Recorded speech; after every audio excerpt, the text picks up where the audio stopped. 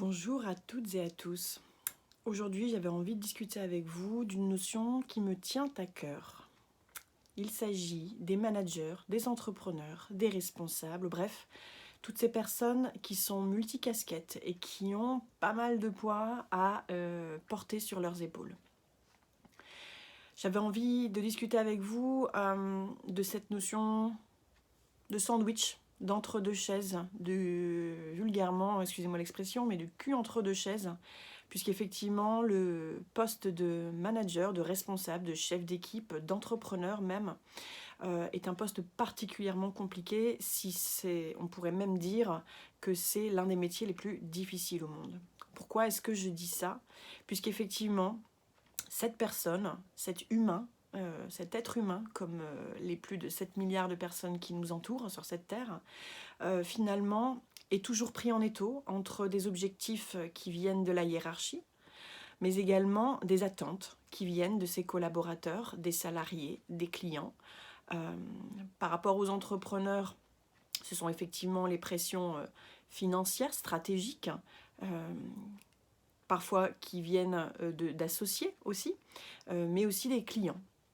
Et en ce sens, étant donné que le développement personnel prend de plus en plus de part finalement dans notre société, et c'est tout à notre honneur finalement, j'avais envie de remettre au centre le fait qu'effectivement toutes ces personnes sont également des êtres humains, dotés d'émotions, dotés de sensations, dotés de peur, de doutes, et on a tendance à l'oublier. On a tendance à l'oublier puisque par rapport à toutes ces casquettes, la casquette comptable, la casquette des ressources humaines, la casquette du support informatique quand les nouvelles technologies nous font un petit peu défaut, la casquette formation, bien évidemment. Toutes ces casquettes sont autant de tâches qu'une personne, quand elle est seule en tout cas, doit assumer au cours de sa journée, qui n'est pas extensible, qui fait toujours que 24 heures, pendant lesquelles on doit assumer ses besoins élémentaires, alimentaires, d'hygiène, de sommeil également. Mais vis-à-vis de cette charge mentale, qui prend soin de l'entrepreneur? Qui prend soin du manager? Qui prend soin du responsable? C'est peut-être une nouvelle casquette que la personne doit prendre sur ses épaules, finalement, ou pas.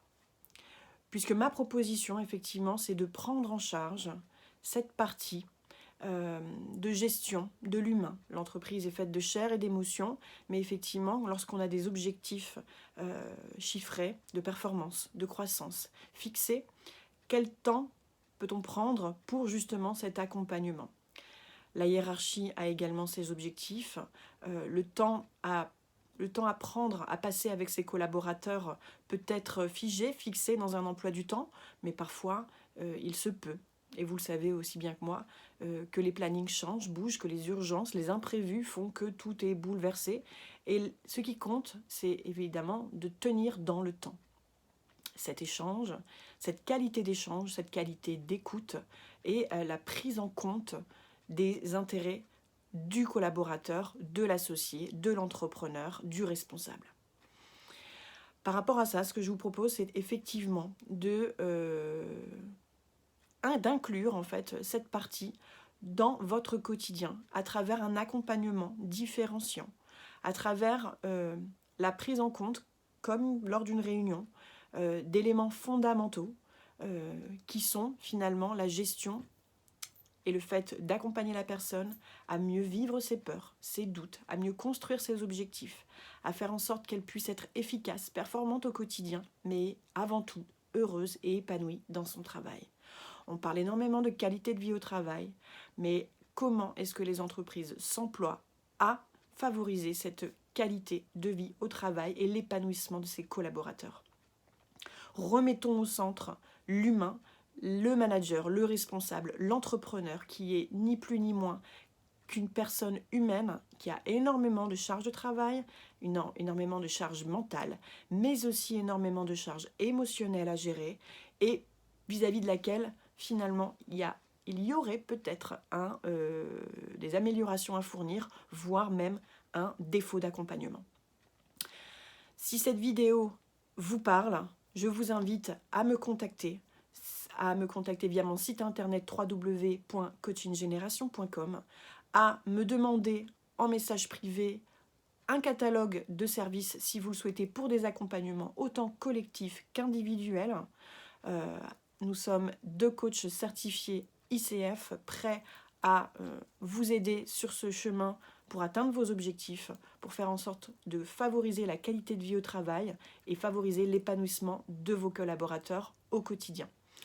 Vous pouvez également me suivre sur les réseaux sociaux YouTube, Instagram, Facebook, LinkedIn également. N'hésitez pas à me contacter au 06 17 76 15 56. Je me ferai un plaisir de répondre à vos questions et de vous accompagner. En tout cas, prenez soin de vous, prenez soin de vos responsables, puisqu'ils sont la clé de la réussite vis-à-vis du collectif. Merci.